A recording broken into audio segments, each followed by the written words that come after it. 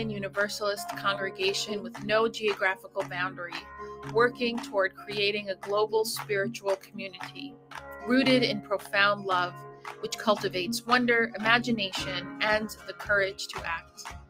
Adapting to the COVID-19 pandemic has been difficult for many bricks and mortar congregations. Early on in the pandemic, we were in a unique position to assist many congregations with the transition. We hosted special episodes of The View, provided advice and counseling to religious professionals, and trained congregations for live streaming worship, all while providing robust online programming for our members. From worship to covenant groups, from classes to pastoral care, and from our monthly magazine to our letter writing ministry, we have found ways to build connection and community even through the screen. We have been a model for ministry on the margins, providing services for isolated Unitarian Universalists, becoming a spiritual lifeline for our members in prison, and investing in innovative ministry. We know better than anyone how deep and meaningful connections can be formed even from a distance. Unitarian Universalists have faced many challenges in these times, and we continue to persevere and to fight for justice and equity for all people, especially during moments of crisis. We are proud to be a leader in this faith movement, and we invite you to get involved in our ministry. We strive to be a place where anyone from anywhere can find spiritual refuge anytime they need it. Welcome to the Unitarian Universalist Church of the Larger Fellowship.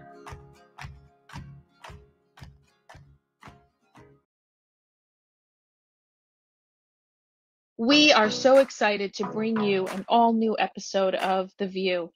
The View is a weekly Unitarian Universalist talk show discussing important faith-based topics from an anti-racist, anti-oppressive, and multicultural perspective. Every Thursday for the past 7 years, we have welcomed guests from every corner of the world. Our guests are writers, scholars, activists, and religious thought leaders who are shaping Unitarian Universalism and society for the 21st century and beyond. I hope today's show inspires you. Hope it builds your faith.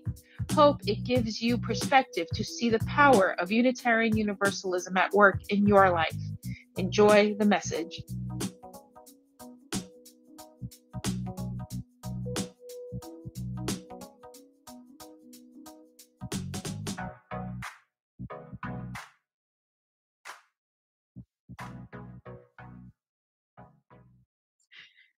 Hi, my name is Aisha Hauser, and welcome to The View. My pronouns are she, her. I'm kind of all over the place this morning. It is that kind of day. I am in the land of the Duwamish and the Coast Salish people, also known as Seattle, Washington. And we have a fabulous Voices of Unitarian Universalism show today, also known as The VU. We will welcome our hosts, and then we have two amazing guests who I will introduce after our roundup. Kiana Danae Perkins, how and where are you? Good morning. I did unmute myself. I'm learning after 3.5 years of COVID. I'm catching up on how to unmute. I am well. My name is Kiana Danae. For those of you who do not know me, I am currently in Ann Arbor, Michigan, on the land of the Potawatomi people, who I think are still here. Sometimes you don't leave home. And I believe this was worked with Black and brown labor, some of it stolen by people. So having said that, I'm excited to be here today. I'm excited about talking about the intersection of where our faith and our political worlds collide in the best way possible. So I'm excited about this conversation, and I'm excited to be here with my friend Michael. Greetings, everyone. Hi, Kiana Danae. It's good to be here. Michael Tino joining you from Peekskill, New York, a little bit north of New York City, on the land of the Kitchewan and Wappinger bands of the Lenape Nation. It is a beautiful spring day here, and I really could use a nap, but I'm so energized and excited by our topic today that I'm here with so many hosts. So many. Janine Gelsinger, how are you? Good morning. Thanks, Michael. I'm Janine Gelsinger. I use she, her pronouns, and I'm over here in Phoenix, Arizona, where an important shift has happened for all of the View hosts. It's the time of year that instead of bragging about how beautiful my weather is, you all get to feel bad for me because it will definitely hit 100 degrees today. And Christina, how is it where you are? How are you? Hey friends, I'm Christina Rivera, she, her pronouns, and I am in Central Virginia where it's overcast, it's blah, but it has been really, really beautiful. Like everything has sprung, it's green, all the birds are out flying and the bees are buzzing. And when my husband cuts the grass, he leaves patches of where the clover is for all the bees, and then just sits there on the porch watching the bees do their thing. So it's really sweet. That's how I am. Who am I going back to?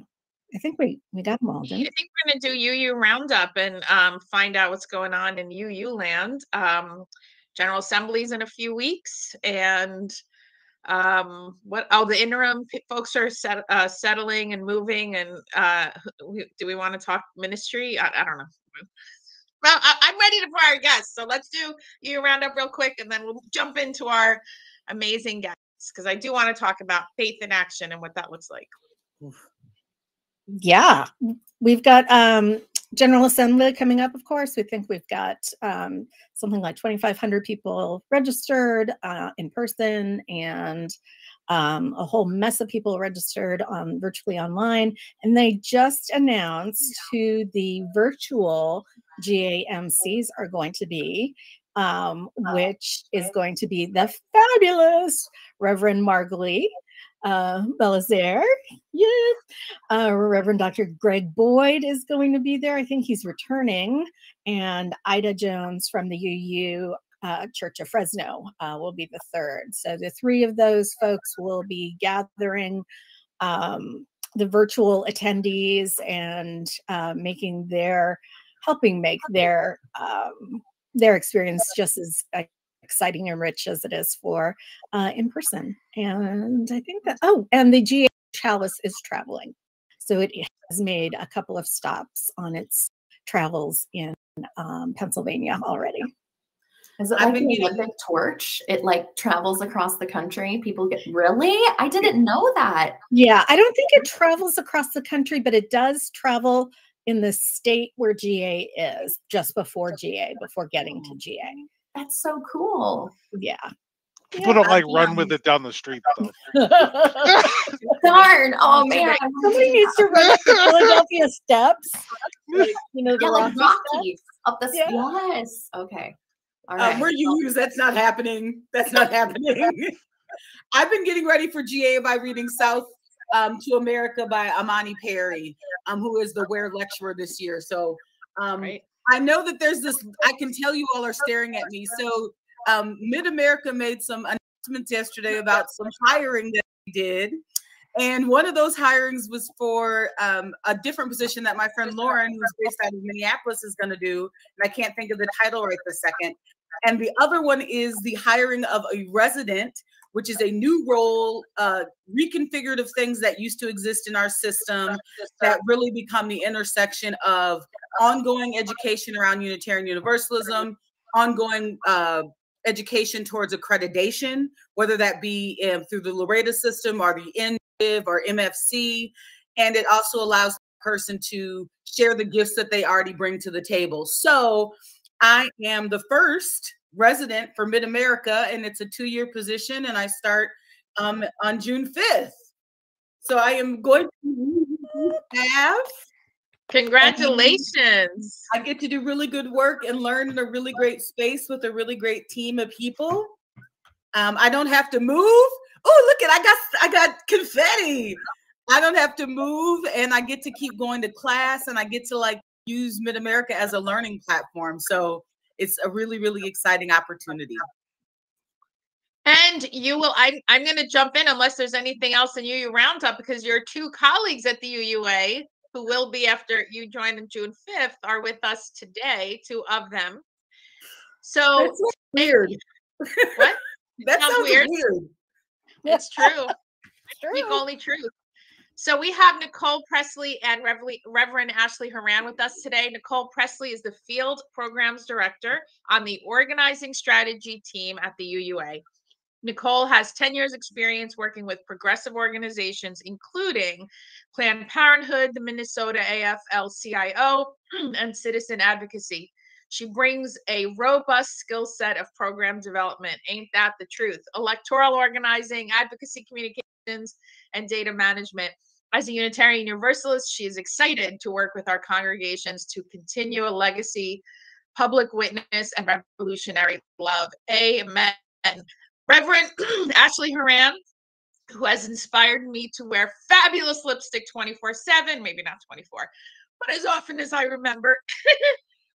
Reverend Ashley Horan serves as the Organizing Strategy Director, where she leads the Organizing Strategy team that holds all the outward-facing justice work of the association under the banner of Side with Love and its related campaigns, Youth the Vote, wildly successful, Create Climate Justice, Love Resists, and Uplift Action for LGBTQ, Gender, and Reproductive Justice.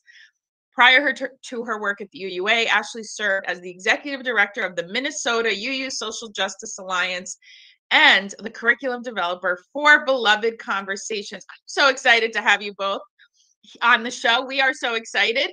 First, I do want to name that I never heard of the Organizing Strategy team. I was like, what is that? So it would be cool to maybe both of you start there as to the Organizing Strategy team and Side with Love. And I mean, I named a little bit of the connection, but I'm guessing I'm not the only one who hasn't heard of the term Organizing Strategy team. And it feels like I should have. So here we are. Welcome, both of you. We're so glad to be here. Yeah, I can speak a little bit to that, and then Nicole, you can jump in and add. But you know, for a long time, the social justice work at the UUA lived in a bunch of different departments. We had a Washington office. We had the Side with Love campaign. We had Green Sanctuary over here, and Love Resists in partnership with the UUSC. And all of that was really important work. And you know, the UUA is a big institution. It's kind of hard to coordinate and communicate across departments sometimes. We still struggle with that from time to time. But, you know, when President Susan Frederick Gray came into office, she and Executive Vice President Harry McDonald ordered basically like an audit of the social justice work, the outward-facing justice work of the association. And a couple of things came out of that. The first of which was like, we might need to focus our efforts a little bit. Every UU has 20 or 30 causes that are sort of like their pet causes, and we're not as powerful when we're not as focused. And so they decided we needed to name some what we call intersectional justice priorities. And those are in 4 different areas now that the UUA really put a lot of effort into. Democracy, you know, elections, voting rights, countering fascism, for example, in these times, climate justice, racial justice and decriminalization, which also includes our immigration work, and then LGBTQ, gender, and reproductive justice. So those 4 areas are where we do the bulk of our work. So the second thing that came out of that audit I was talking about was the need for a centralized home for that justice work so that there could be some real strategy behind it, some coordination, and just more power, more resources.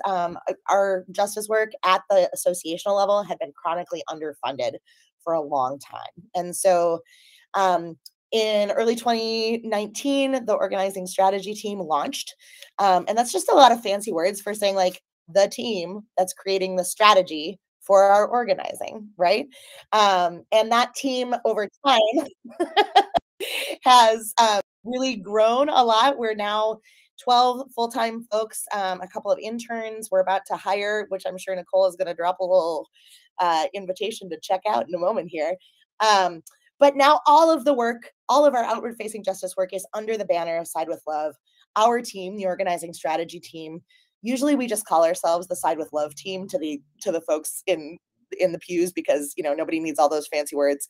But we're the team that helps invite individuals, congregations, and UU organizations into collaboration and into partnership with movement in the world so that we can live our values out and build a world where we all can get free and thrive. Nicole, what do you add to that?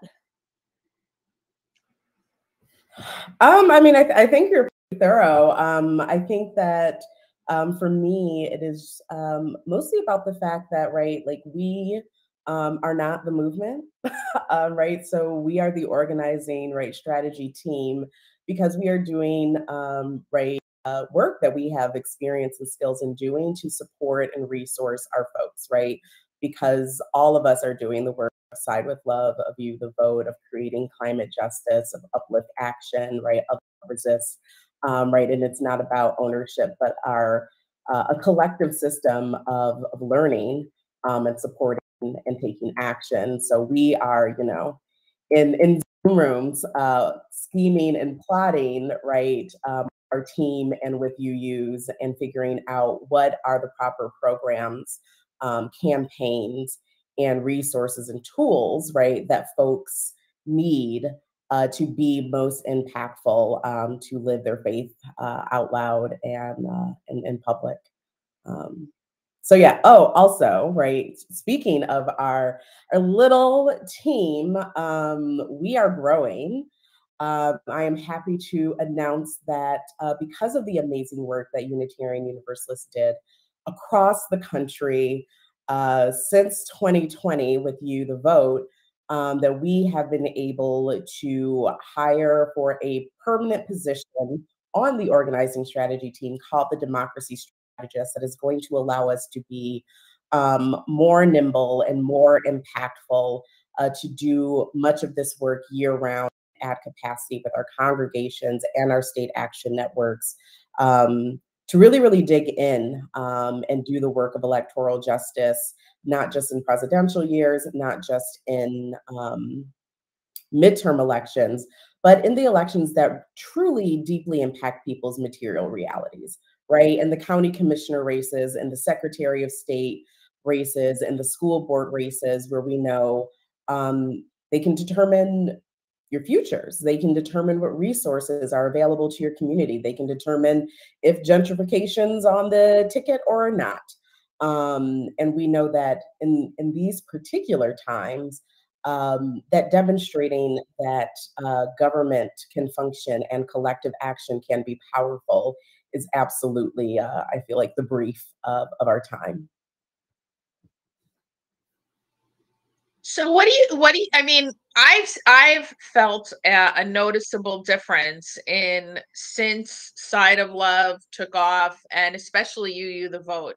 It's felt, like you said, impactful to have an organizing strategy. So it is a very aptly named team, I think.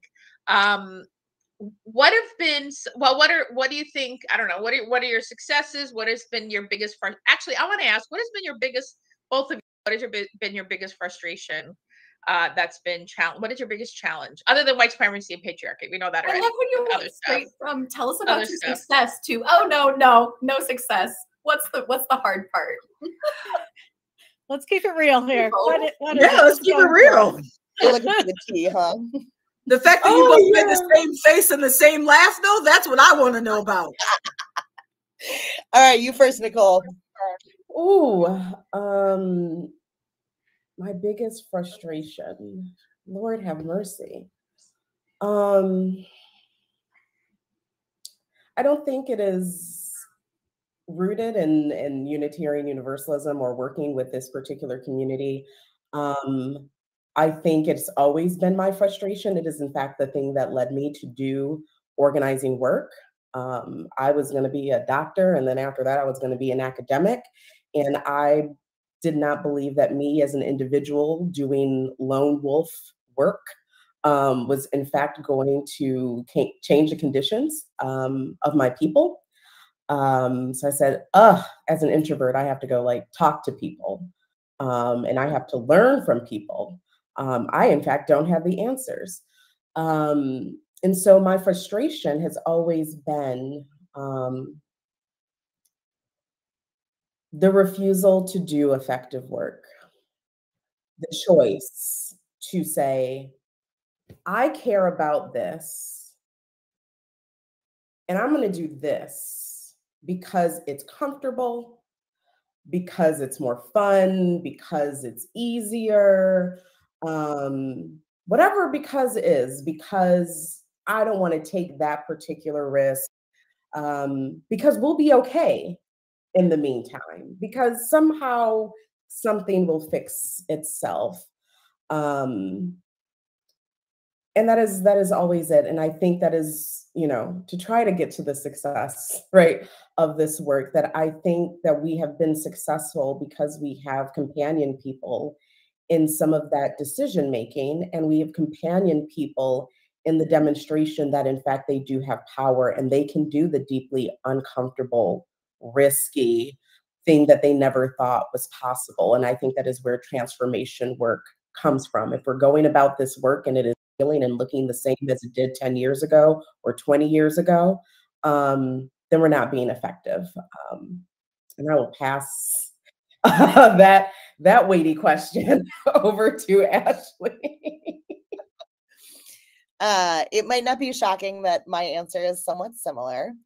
But I'll answer it as a lifelong UU, as somebody who, I am just so clear that UUs are my people, and I am a UU to the core. And so my frustrations are the same sort of frustrations that one might feel in a family system where not everything is perfect because they're my people, right?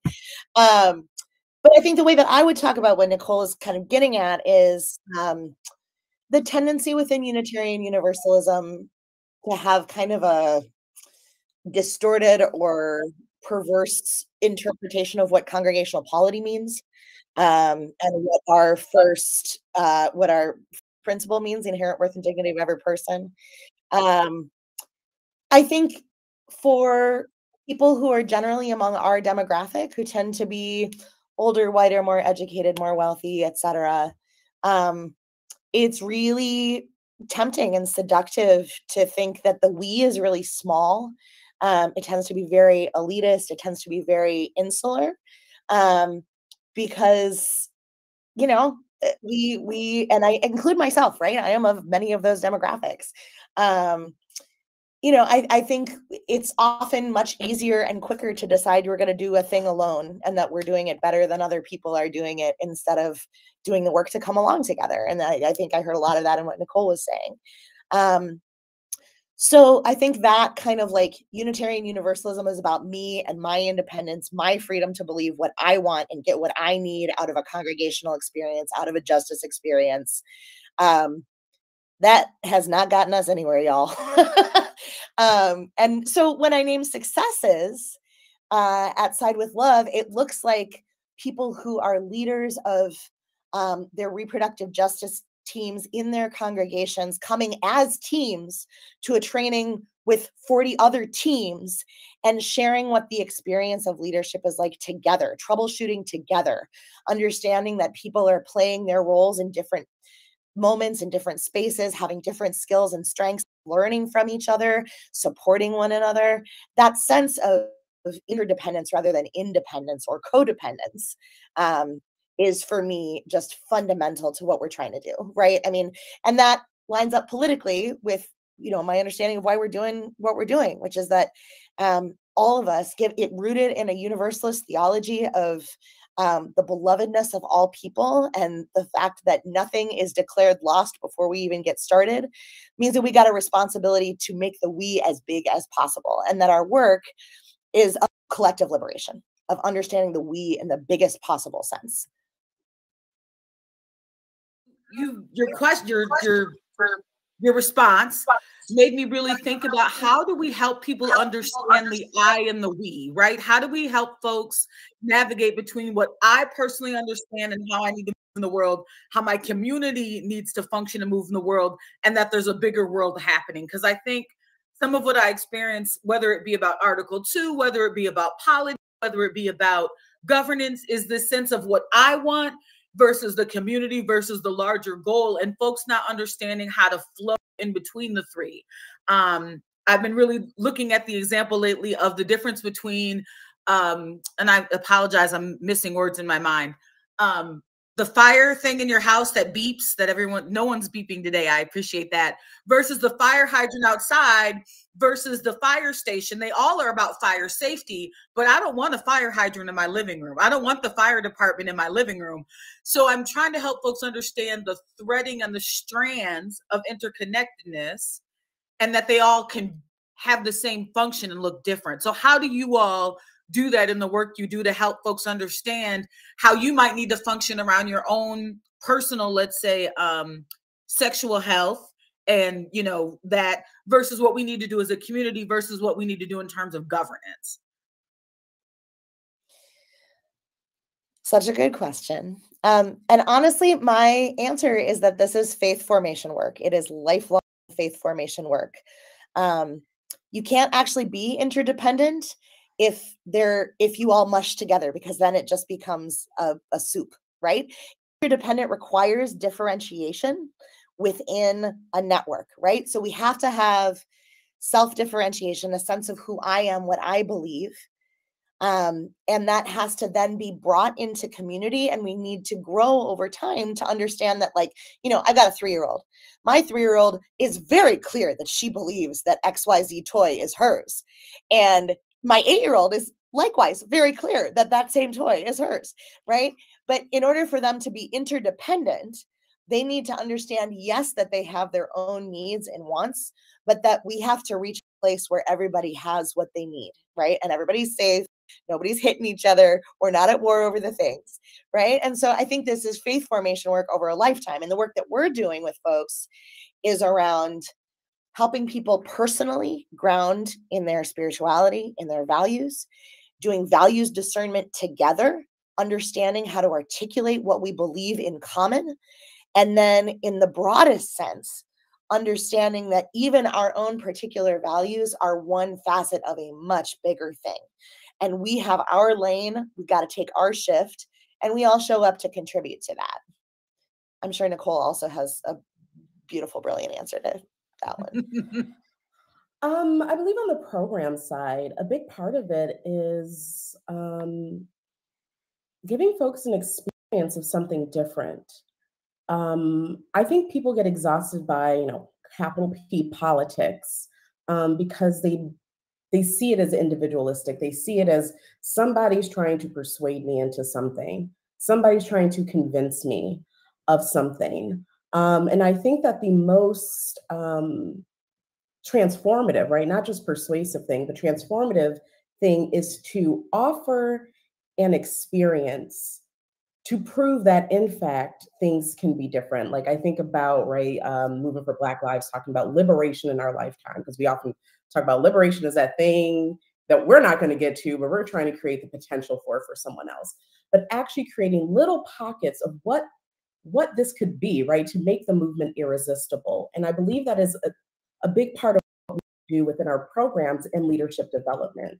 It is what we do when we're supporting congregations and developing teams, when we are holding our volunteer team, right, led by Reverend Kathy Ryan Starr, when we're supporting our congregations, which Reverend Ranwa Hamami does. I have seen amazing things that happen, right, in these groups. I've seen folks build trust with one another.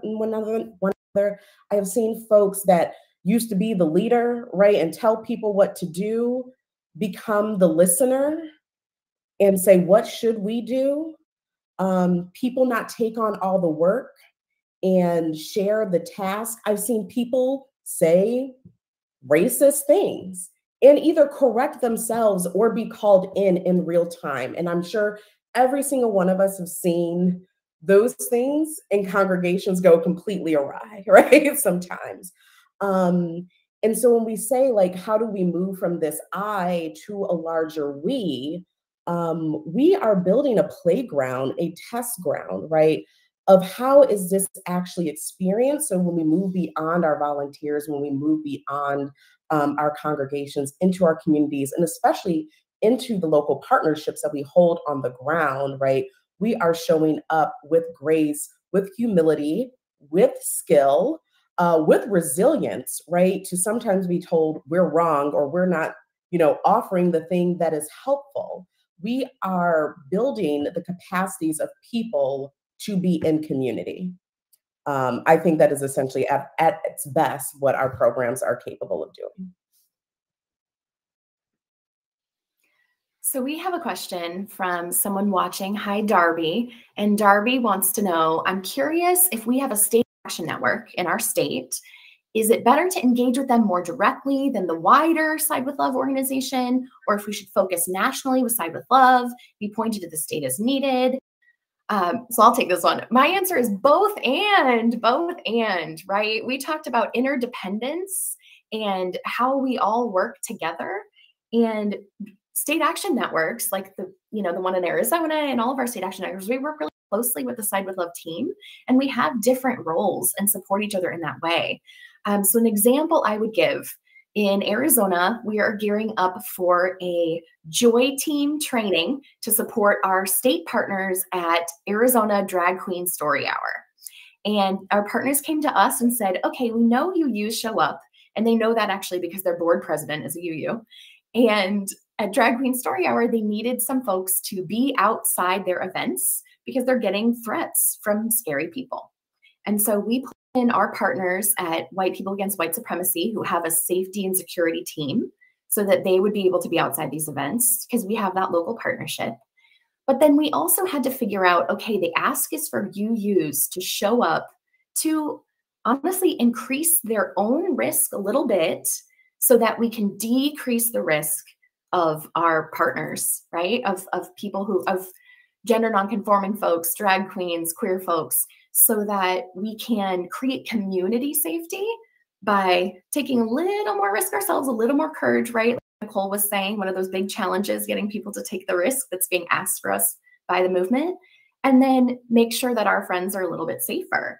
And so this de-escalation training is coming up, right? We have a trainer for it who's local, but we relied a lot on the Side with Love team to get our people ready to do this and understand how our theological groundings are calling us to this risk, because they had produced some really amazing resources about how to show up for trans justice with all of the laws happening, right?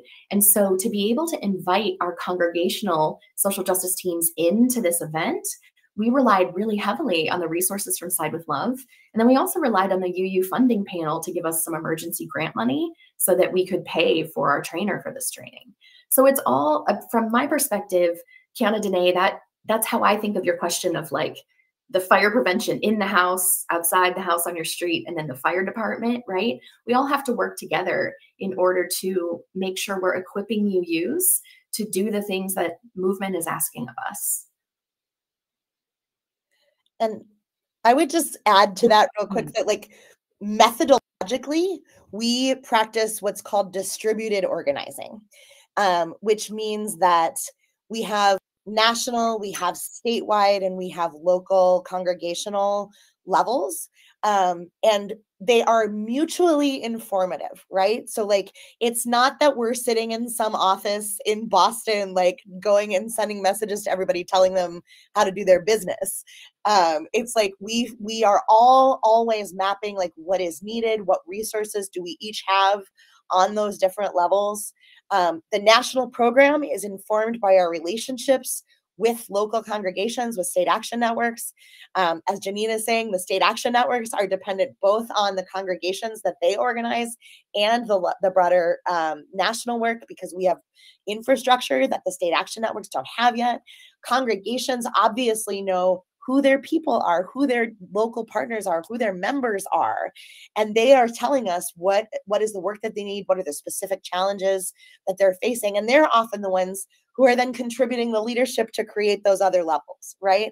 So it is not unidirectional. It's always cyclical. We think a lot in circles and spirals and, symbiotic sort of patterns at Side with Love, because we understand it. Actually, we need all of those things.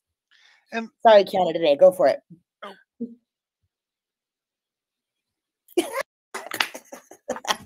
No, none of us are going for it. I also understand that at all of those levels, there are partnerships, right? So it's not just a vertical integration, but like each one of those levels is seeking partnerships in the community. And at one point, Nicole, I think you said something like, "We are not the movement," right? And I think it's really important to know that we can only really do this justice work, we can only really do this liberation work if we're in partnership with the people who are the movement. And so I'm wondering if you can talk a little bit more about the partnerships that you are engaging in and the ways in which you build partnerships at the UUA level.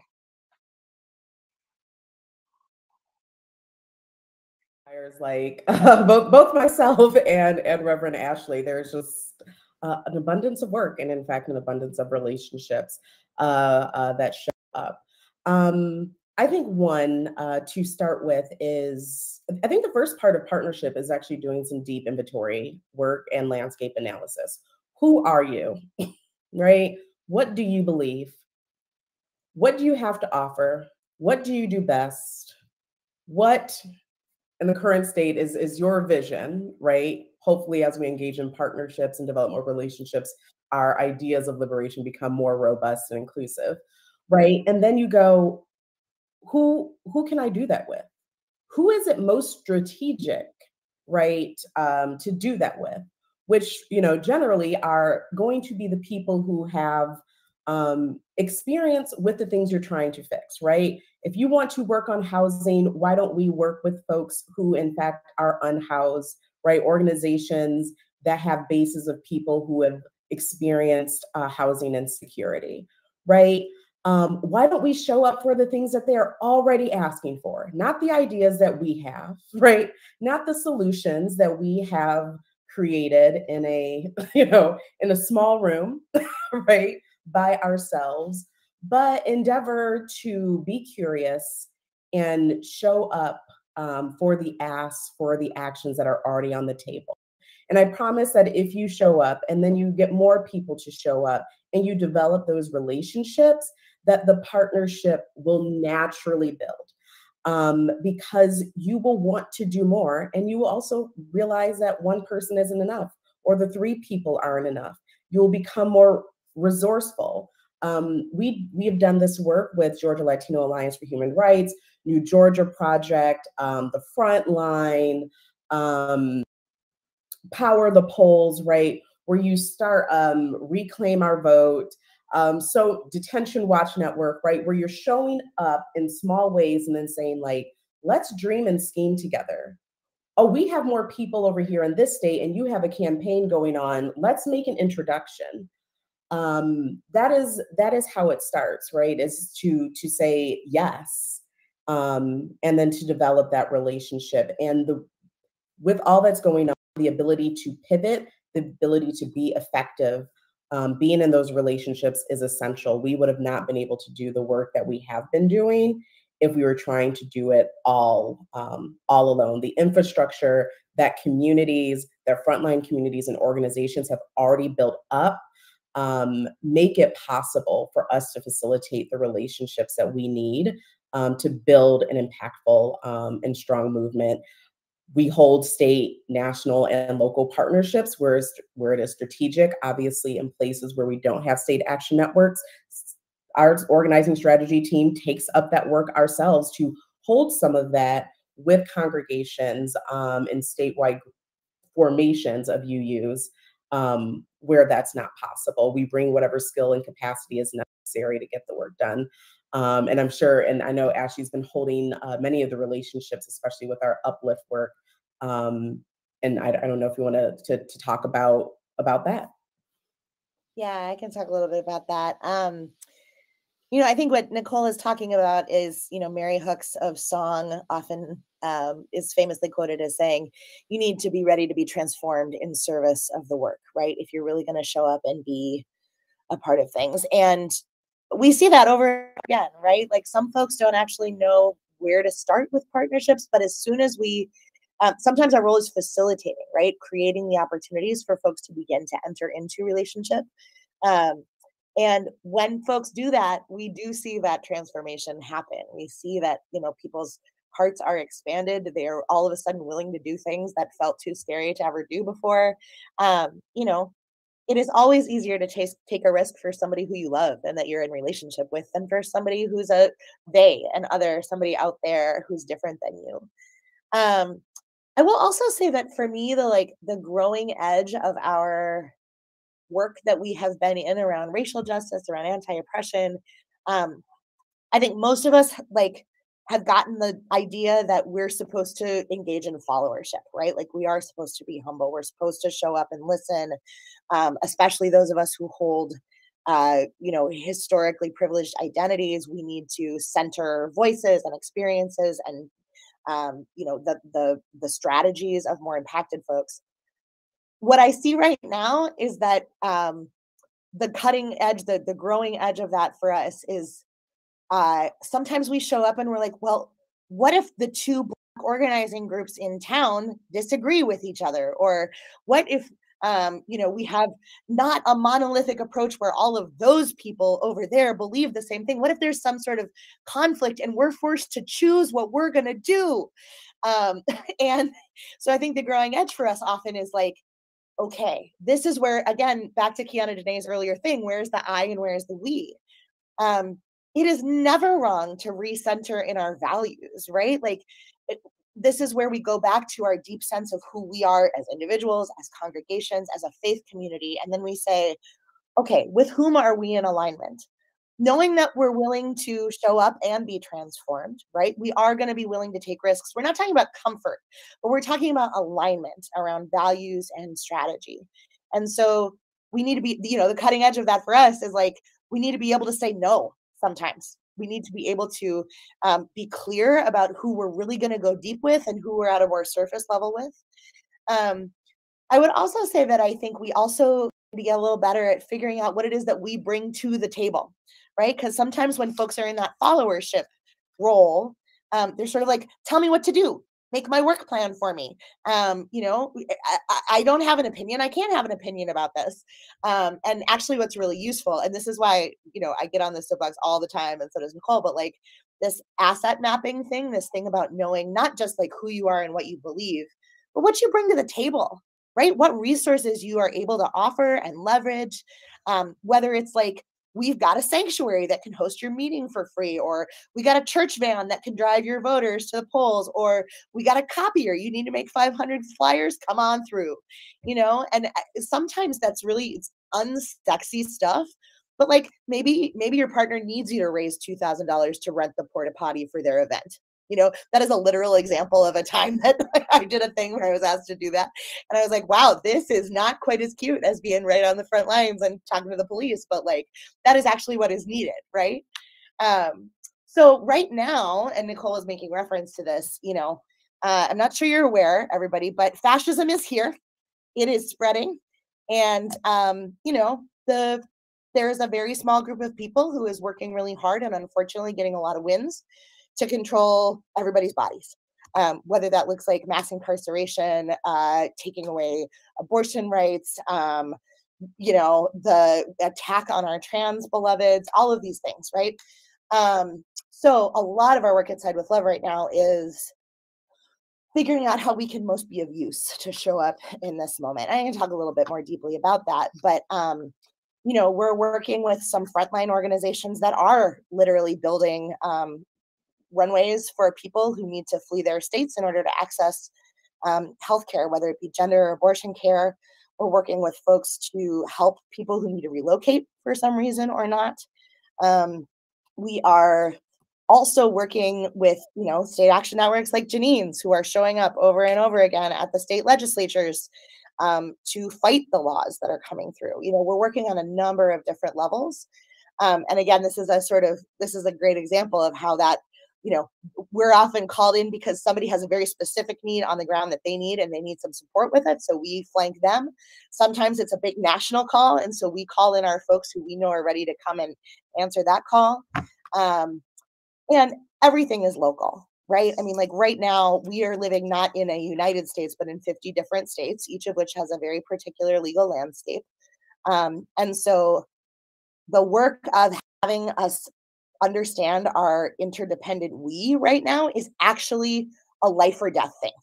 Because if you are in Florida right now, and that is your only universe, and you are a trans person, it is dire. And if you are somebody who's in my state, in Minnesota, that's a trans refuge state, and you have no relationship with anybody anywhere else, it doesn't make any difference whether we're a refuge state or not. Like we have to actually be in relationship to keep each other safe. As always, the government is not keeping us safe. And there are more and more people that the government is not keeping safe. And so our job is to build that network of safety and to keep each other alive.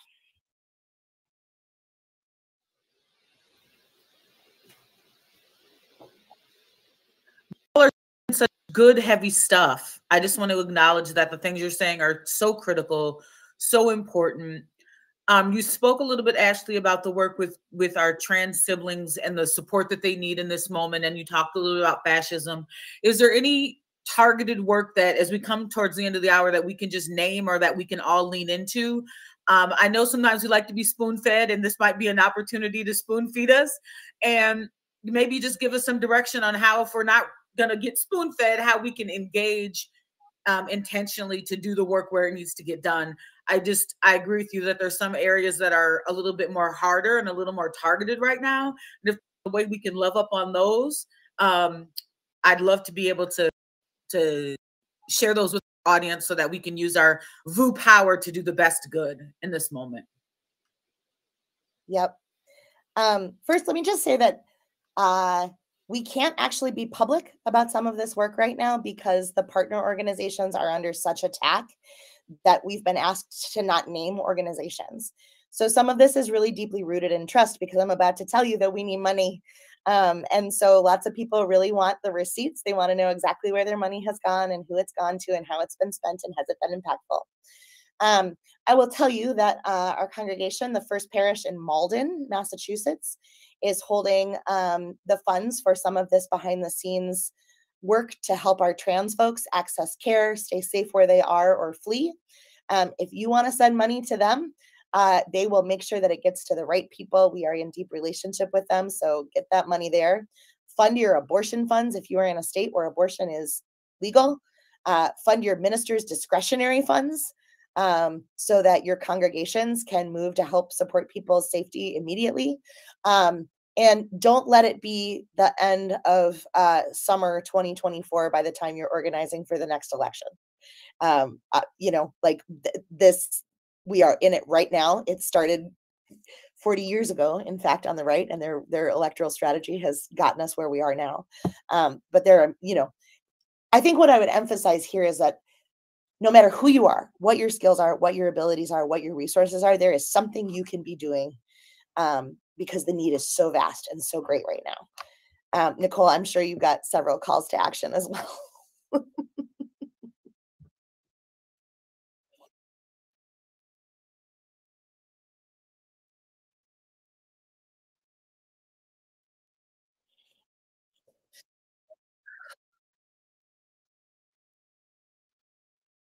Initiative, right, to protect abortion in Ohio. I know Ron was supporting folks in Tennessee, right, to engage in the special election that is going to happen there after the expulsion of the Justins from the state assembly.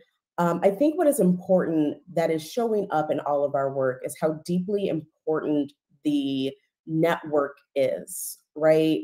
So that as access to healthcare across many different identities, right, is removed and criminalized, right, that there are places for people to go. So this is not a, oh, let me give up my local context because those people over there need help. It is very much a both and situation. It is a, what do I need to do in my local context, and what power and work can I leverage in other places to make it safe for all of us, right? To lift all boats, because like we've seen with legislation, it's piloted in different places and then it sweeps the nation. And the same happens with movements, right? We can name places, whether it is Stonewall, Montgomery, right? Like we can name sites where there is a big catalysts, right, that shift the nation. I feel like one of those moments right now is the work happening in Atlanta around Cop City, right? We need to really interrogate the texture of our relationships. In particular, we say fascism, fascism, fascism a lot. And fascism, I think, at its root is a destruction of networks of care and networks that can have power. So much is being criminalized right now. Abortion, access to gender affirming care, voting, not being a cishet white male with money in public, right? We have to interrogate our relationship to the state and actually interrogate our relationships to one another. Because when so much has become criminalized, the only thing we can do is rely on the networks, particularly local, but those local networks connected to state networks, connected to national networks, to keep each other safe. And we saw this in COVID, right? We saw this in the emergence of COVID, which is still here. That there was no, a national organization was not going to get your groceries delivered, right? Was not going to get you to the hospital, was not going to get you those masks, right? Was not going to get you the care you need. And that's what we need to really learn right now, is that how do we use the infrastructure we've built with our state action networks, with Side with Love nationally, how do we use that capacity to grow the local network that we need that's going to keep us safe? Because a lot of this work will possibly be illegal. A lot of this work will be criminalized. A lot of this work will be risky. And you take the greatest risk where you have a community that is going to support you. So yeah, that's what needs to happen. Just a word, Nicole. You're taking us to church here on Thursday morning. I appreciate that. Thursday afternoon, depending on the time zone you're in.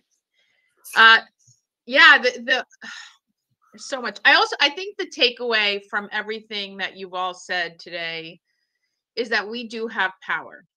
We cannot give up our collective power to the bucket that has started for, that has been here for millennia. It feels like hundreds of years, not millennia.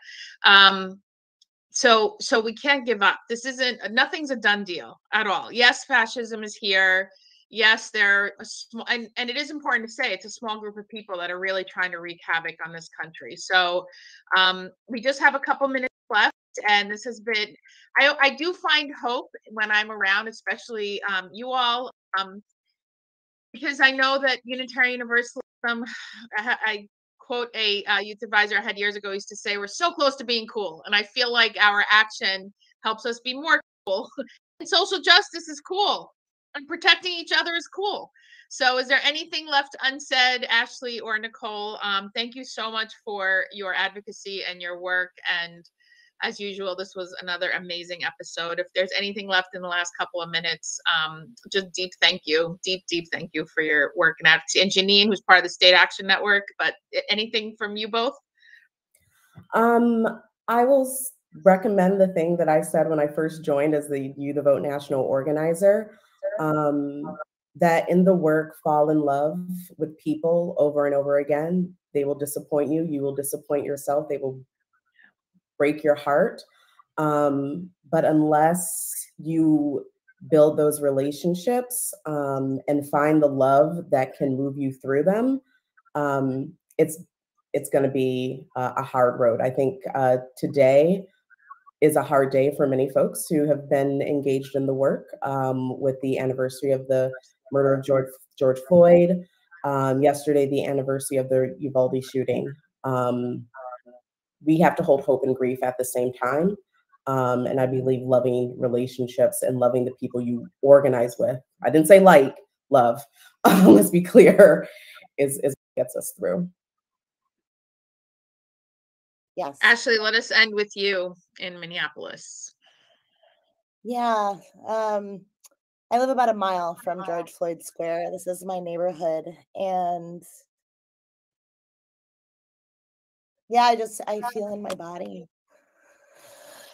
And I'm gonna cry because I'm here, and it just like it lives in my bones when you are in a place like this. And I think what I say, my word of hope is like, we keep fighting because it's worth it, right? Because this beautiful broken world is such a gift. And the people who we get to be with, the part of creation that we get to play, is worth all of it. It's worth all the fuck shit, to quote your language of reverence, Aisha. And it is, it's what we do.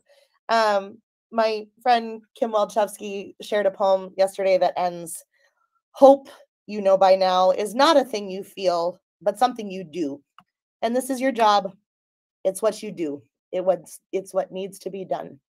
So I think that's where I leave us today. And I'm grateful for all the people doing their jobs and trying to figure out what their jobs are, and taking breaks at the water cooler together when it is time, and taking their shifts. We're grateful to be with you all. Thank you for joining us. Special thanks to those of you who give generously to this ministry. It is because of you that this ministry is possible. You can click the link in the description to give now, or visit clfuu.org/give for more information. We hope you will join us next week for another episode of The View.